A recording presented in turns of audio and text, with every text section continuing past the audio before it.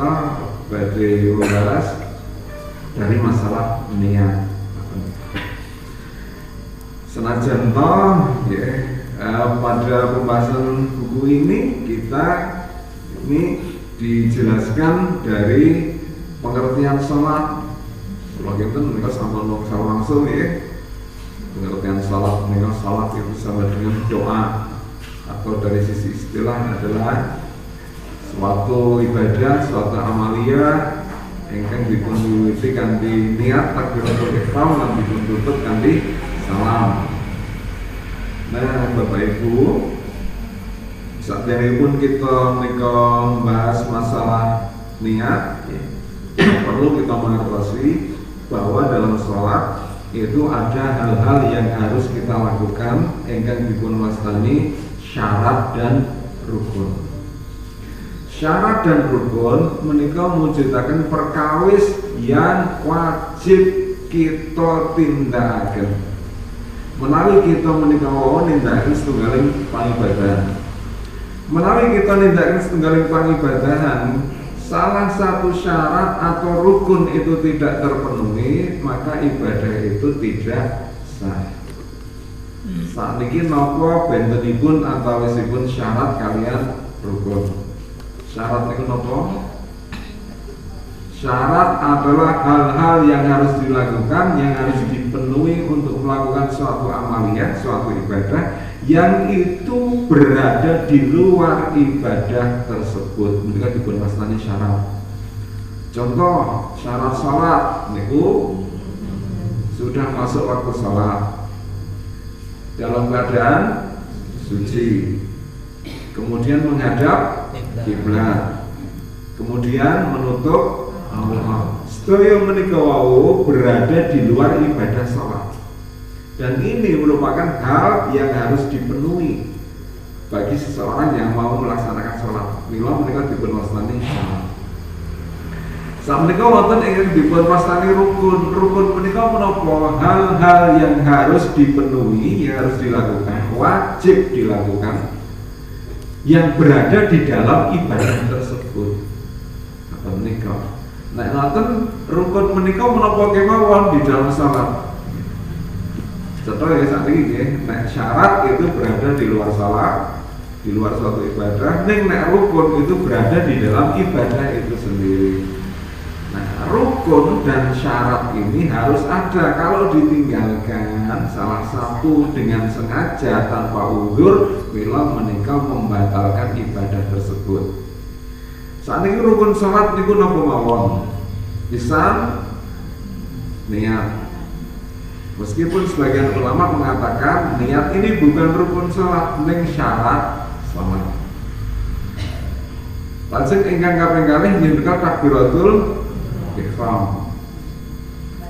Takbiratul ihram dalam salat itu berapa kali, Bapak Ibu? Satu kali. Boten ping bola-bali. Yang namanya takbiratul ihram dalam sholat itu cuma satu kali. Takbiratul ihram adalah takbir pertama menika. Kemudian setelah takbiratul ihram, rukun salat sanesipun inggih menika membaca Al-Fatihah. Baca iftitah inggih boten? Iftitah itu sebagai sunnah salat. Kemudian setelah membaca Al-Fatihah, baca surat niku rukun apa sanes? Sunnah. Fatihah kemudian ruku. Ruku itu rukun salat. Kemudian i'tidal, bangun dari ruku. Kemudian sujud. Sujud dua kali. Kemudian duduk di antara dua sujud. Kemudian tasyahud awal rukun apa sanes? Sari kabel mawon beda iki. Jenengan salat zuhur mboten tasyahud awal niku salate sah napa mboten? Sah. Salatipun sah. Sah salatipun. Salatipun sah. Karena tasyahud awal itu bukan merupakan rukun salat. Nek disengaja sah napa mboten? Ya panjenengan kalau misalnya meninggalkan tasyahud awal gantine nopo? Sujud sahwi. Nah, kemudian rukun berikutnya adalah duduk dan membaca tasyahud akhir. Setelah itu kemudian salam, menika rukun salat. Sanesipun inggih menika tertib dan tumanina. Niki rukun-rukun salat. Rukun salat itu kalau misalnya ditinggalkan salah satu, menika badhe membatalkan salat. Maka sedaya badhe kita bahas setunggal dua setunggal tekan salam. Wiwitnya tekan salam. Kanthi napa mboten?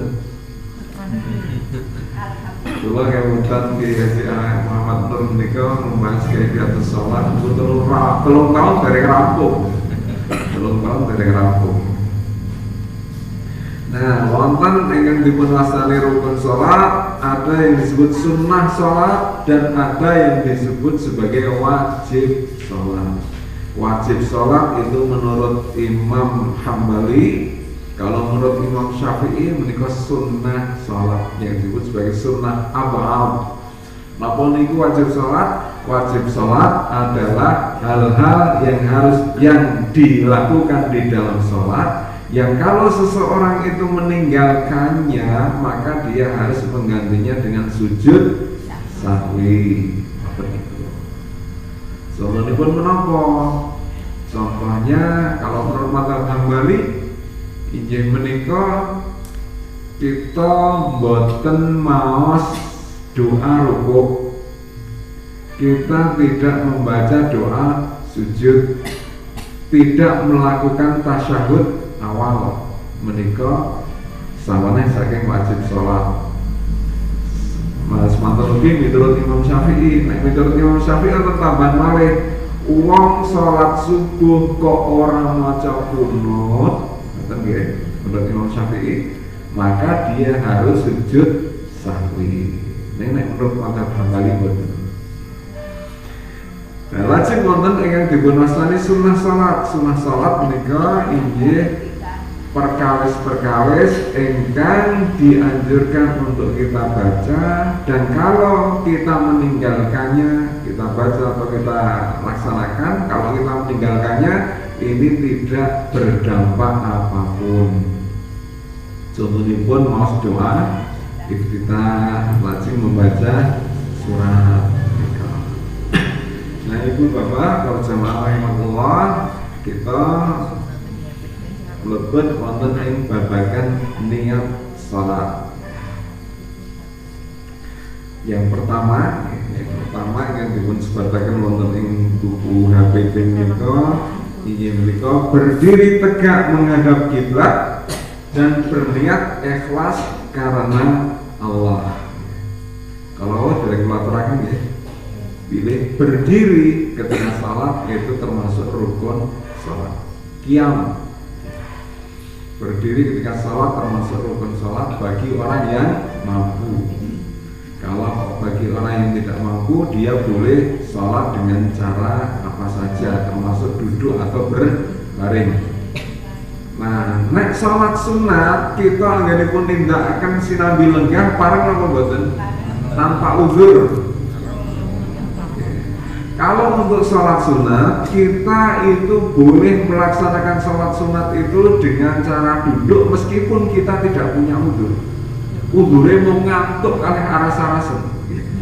Ngantuk lan aras-arasen, mula aku nindake sholat sunat kanthi lungguh pareng. Nek sholat wajib, sholat maktubah, sholat fardu 5 waktu, berdiri itu menjadi rukun sholat.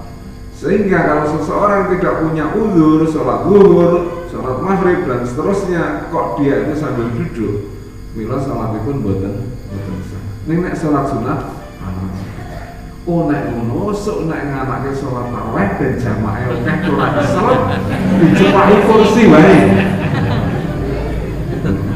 Parang boten. Nungguwe wong gemblong ya. Itu namanya menyelisihi sunnah. Sengaja seperti itu justru berdosa. Niki berdiri tegak, kemudian berniat ikhlas karena Allah. Dasaripun nopo tentang niat ini, semua ibadah ya, itu baru akan diterima oleh Allah kalau dia itu meniatkannya ikhlas karena Allah. Satu. Dan yang kedua, apabila tata caranya sesuai dengan petunjuk Nabi Sallallahu Alaihi Wasallam. Si Nabi dipunjuk enggak? Sering kula manggake pun do tunjuk ngene kula.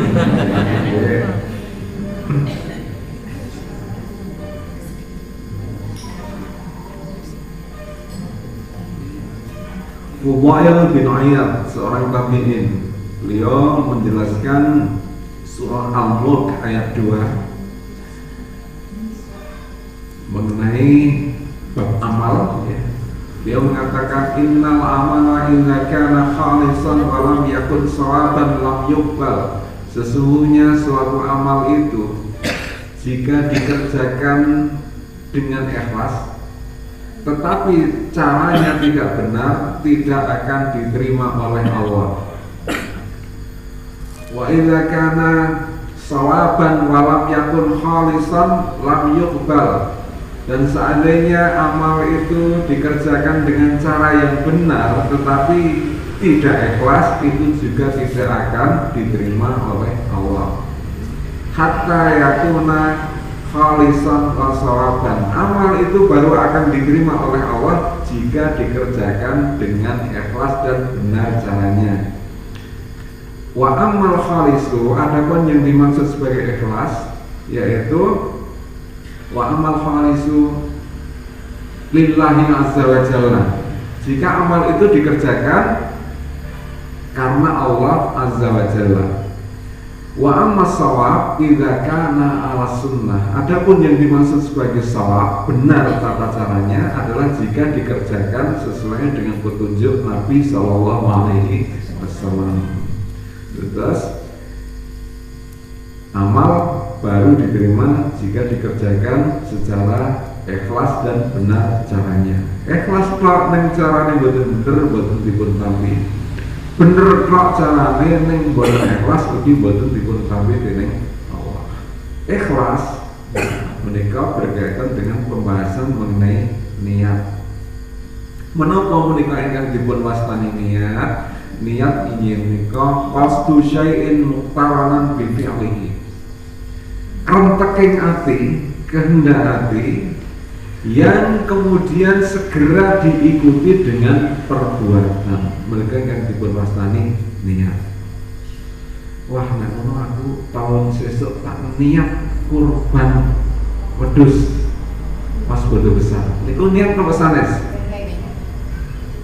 Nah, niku nek miturut bahasa dipunwastani niat, nek miturut istilah fikih menika sanes niat napa azam, tekad. Azam itu kehendak hati yang antara kehendak hati dengan pelaksanaan menika wau ada jarak yang cukup lama. Menika dipunwastani tekad utawi azam. Ning nek niat antawisipun krenteking manah kaliyan tumindakipun menika wau letipun boten dangu. Cetha ya. Nah, sakniki kalau menurut Muhammadiyah, menapa ingkang dipun wastani niat menika wau? Apakah niat itu sekedar kehendak hati atau ada yang lebih rinci daripada sekedar kehendak hati menika wau?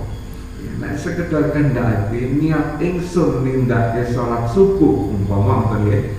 Niat ingsun nindakake salat subuh, maka itu sudah dianggap niat. Ngoten niku. Dan niat itu menjadi syarat sahnya suatu ibadah. Tetapi kalau menurut Muhammadiyah, sekedar berniat untuk melaksanakan suatu ibadah itu belum dianggap niat. Ingin nopo? Karena kalau menurut Muhammadiyah yang namanya niat itu harus memenuhi 3 unsur. Boten mau sekedar krentek nindak setunggaling tumindak. Menapa menika 3 unsur? Menika dipun sebataken dalam salah satu pengertian niat yang disebutkan oleh seorang ulama namanya Ibnu Nujaim.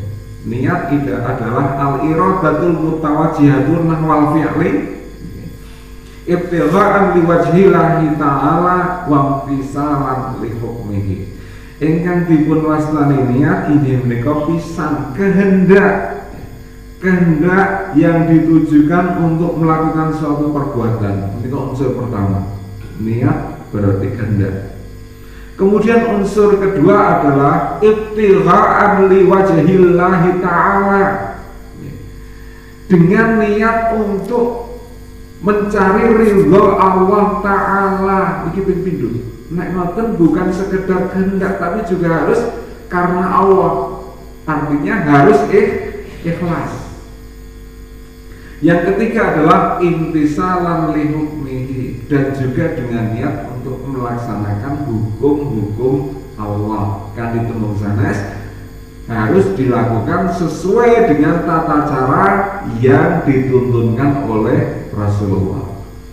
Nah, mila niat menurut Muhammadiyah itu baru terpenuhi. Niat itu sebagai rukun suatu ibadah. Nek umpama cetha wonten krentek manah, niat ingsun salat subuh, niat ingsun salat duha umpamipun, kemudian ibadah itu harus dilakukan untuk mencari ridho Allah, ikhlas. Yang ketiga, ibadah itu dilaksanakan dengan tata cara sesuai tuntunan Kanjeng Nabi. Kalau misalnya seseorang berniat, sekedar berniat, tetapi tidak terpenuhi tiga unsur ini, mula menurut Muhammadiyah, sekali lagi menurut Muhammadiyah, orang itu belum disebut telah berniat.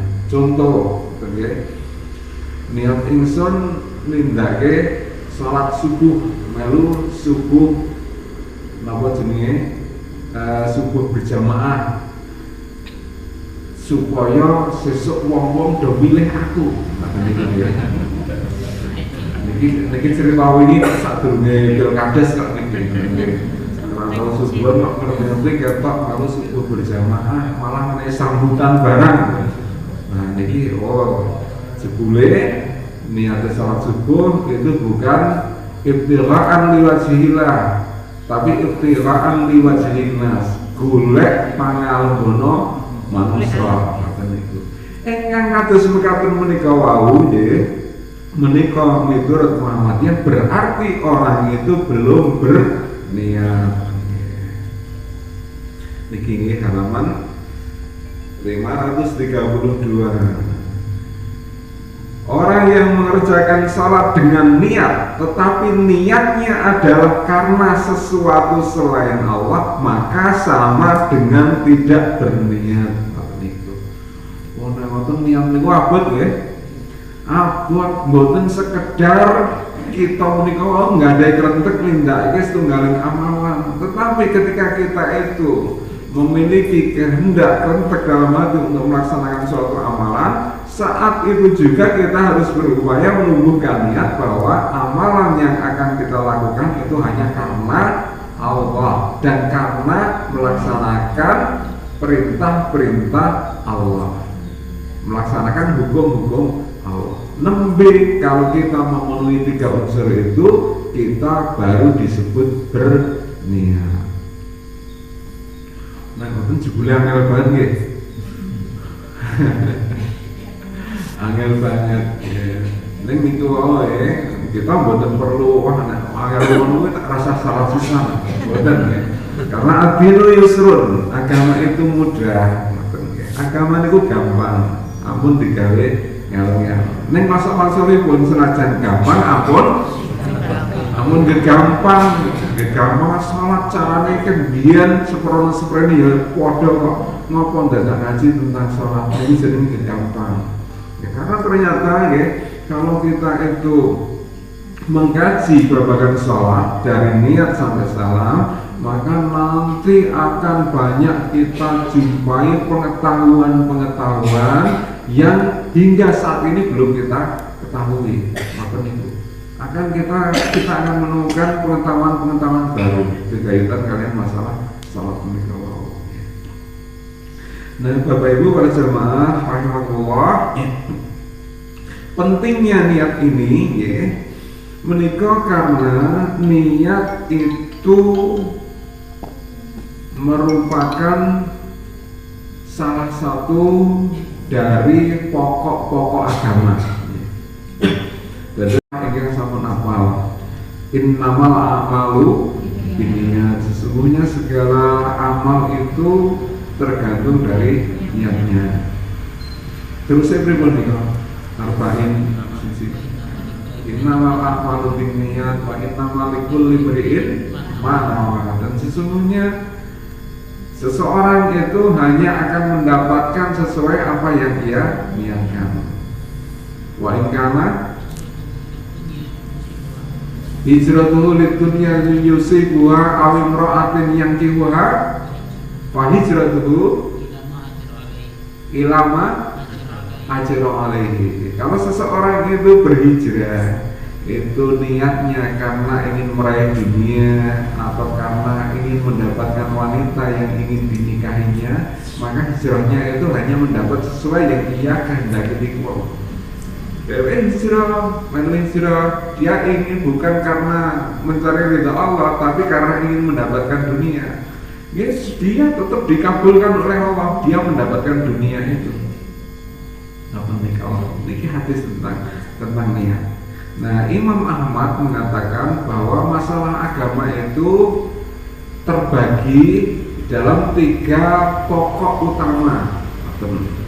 Yang semuanya itu 3 pokok utama itu terumuskan dalam 3 hadis. Hadis pertama adalah hadis tentang niat, innamal a'malu binniyat. Pokok yang kedua dari pokok agama menikah ada dalam hadis Aisyah, man amila amalan laisa alaihi amruna fahuwa raddun, tentang bid'ah. Barang siapa melakukan suatu amalan yang tidak pernah aku perintahkan untuk melakukannya, maka itu adalah bid'ah. Kemudian yang ketiga adalah al-halalu bayyinun wal haramu bayyinun wa bainahuma umurun mustabihat. Yang halal itu sudah jelas, yang haram itu juga sudah jelas. Dan di antara halal dan haram itu ada persoalan yang disebut mustabihat, yang samar-samar. Niki merupakan 3 pokok agama, yang 3 pokok agama itu terangkum dalam 3 hadis. Salah satunya adalah hadis tentang niat. Niat menikah mewujudkan masalah yang sangat utama, karena pertama, suatu ibadah itu tidak akan sah kecuali didahului oleh niat. 1. Niat merupakan syarat sah ibadah. Lajeng ingkang kaping kalih inggih menika bilih karena niat itu, maka ibadah yang kecil akan menjadi besar di hadapan Allah. Sebaliknya, ibadah yang kelihatannya besar di hadapan manusia itu akan menjadi kecil di hadapan Allah. Karena apa? Niat. Seorang ulama tabi'in namanya Abdullah bin Mubarak, dia mengatakan, rubba amalin saghirin tu'limuhun niat. Bisa saja suatu amal kecil itu menjadi besar di hadapan Allah karena niatnya. Wa rubba amalin kabirin tusghiruhun niat. Dan bisa juga amalan yang kelihatannya besar itu hanya menjadi amalan kecil di hadapan Allah. Amalan yang kecil, yang sepele ya, itu bisa menjadi besar di hadapan Allah karena niat. Contoh, ngilangi ri utawi ngilangi beling saking mergi, ngoten nggih. kita menyingkirkan duri, menyingkirkan paku, menyingkirkan halangan dari jalan niku ora perkara sing sepele nggih. Perkara sing sepele, tetapi kalau kita itu meniatkannya karena Allah, maka hal yang sepele itu akan menjadi hal yang sangat besar di hadapan Allah. Kenging nopo? Karena menyingkirkan halangan, menyingkirkan duri dari jalan merupakan salah satu cabang iman. Cabang iman tertinggi nopo? La ilaha illallah. Cabang iman nomor 60 atau 70 adalah menyingkirkan duri dari jalan. Menyingkirkan duri dari jalan kelihatannya sepele, tapi ini merupakan salah satu cabang iman. Dan kalau seseorang melakukannya dengan ikhlas, maka sesuatu yang sepele itu akan menjadi besar di hadapan Allah. Mula ngresiki teras masjid, ngresiki napa nggih? Ngresiki dalannya pun dalan, menika nek ikhlas menika kalebet melaksanakan salah satu cabang iman. Neng dalane apa? Pun konblokan maupun aspal kok ana telek lincung nggih. Jenengan ngilangi telek lincung menika wau kelihatannya sepele niku akan menjadi sesuatu yang besar di hadapan Allah. Ampun nyepeleke dunia ming telek lincung ampun dimingke. Nek jenengan ngidak telek lincung menurut penelitian niku marai pincang. Pilotus betul. Ini penelitian membuktikan seperti itu. Ngidak telek lincung niku marai pincang. Supaya ora pincang, mula sikile loro pidake kabeh. Niki amalan yang sepele, tapi bernilai besar di hadapan Allah.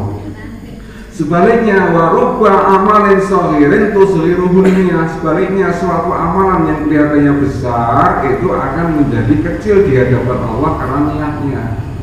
Contohnya apa? Contohnya jenengan, ampun jenengan lah. Contoh sing elek golek wong liya.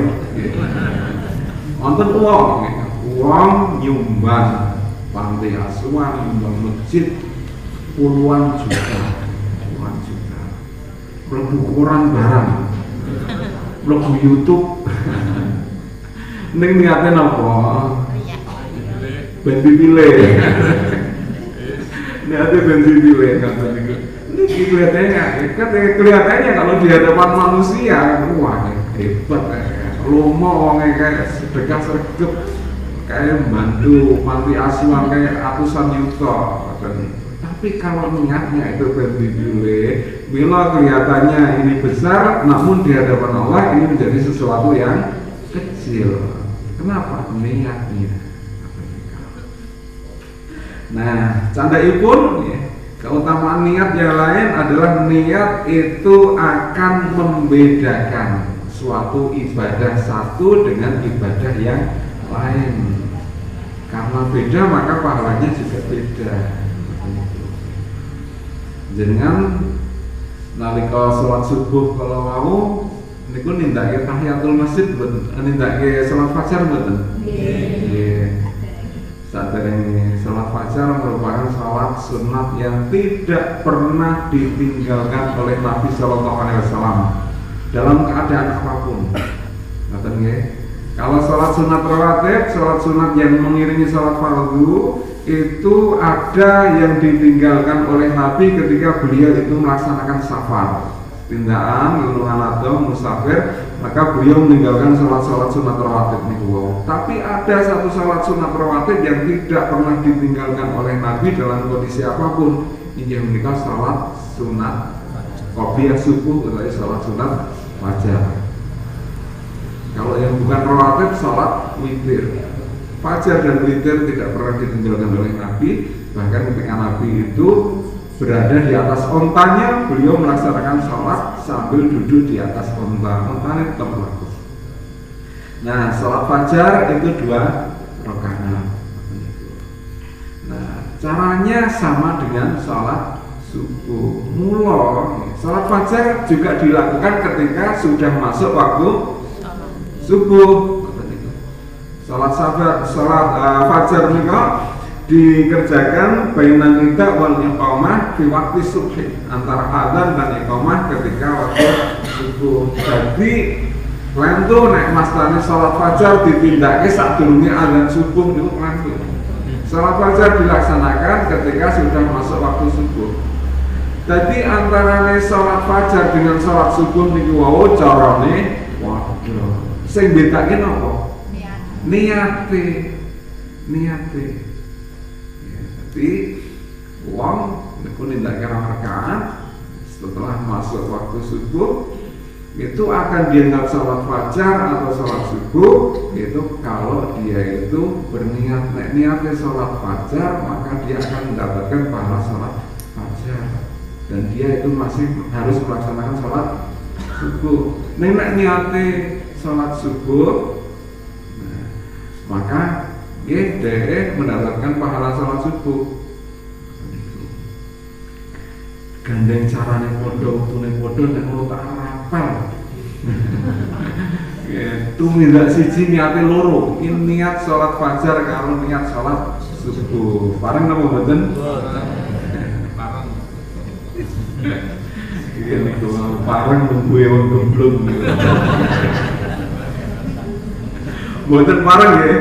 Kalau sholat napa ibadah sunnah itu tidak bisa digabung dengan ibadah wajib niatnya. Kalau kita menikah nggih Bapak Ibu para jamaah rahimakumullah, masalah yang berkaitan dengan niat. Niatnya dilafadzkan apa mboten? Usolli fardhu subhi. Rakaataini. Makmuman adaan lillahi ta'ala. Diniatkan apa? Dilafadzkan apa mboten? Mboten perlu dipun lafadzaken. Keng napa an-niyatu mahalluhu al-qalb. Niat itu tempatnya di dalam hati. Wonten mboten yang mengatakan bahwa niat itu tempatnya di lisan? Tidak ada satupun ulama yang mengatakan bahwa niat itu letaknya di lisan. Nah, sing do nglafadzke niku, meskipun mereka melafadzkan tapi mereka tetap meyakini bahwa niat itu letaknya di hati. Kamu melafadzkan kados pundi? Kalau melafadzkan mboten napa-napa. Sing napa-napa niku wau nek menganggap niat kudu dilafadzkan itu dadi napa-napa. Ning nek sekedar melafadzkan niat tanpa meyakini bahwa niat itu harus dilafadzkan, menika mboten napa-napa. Dumateng sinten terutama bagi orang yang waham, dengan penyakit waham. Waham niku napa? Ragu-ragu, suka was-was.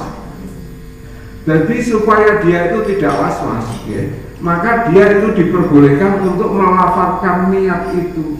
Sadurunge salat dia melafadzkan niat ingsun nindaki salat zuhur ngoten niku. Jalaran nek ora diniate kadang-kadang dheweke ora niku tekan tengah-tengah salat lali aku wis niat durung kok ya.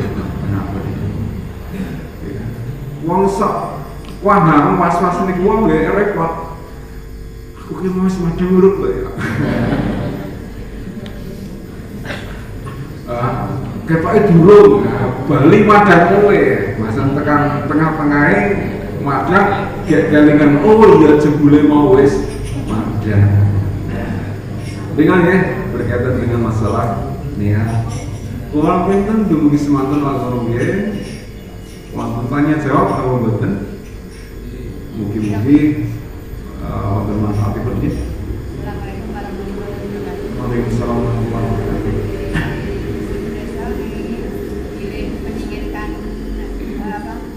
Dan itu merupakan bagian daripada dasar iman. Seandainya niatnya cuma Bismillahirrahmanirrahim, sudah termasuk niat atau belum?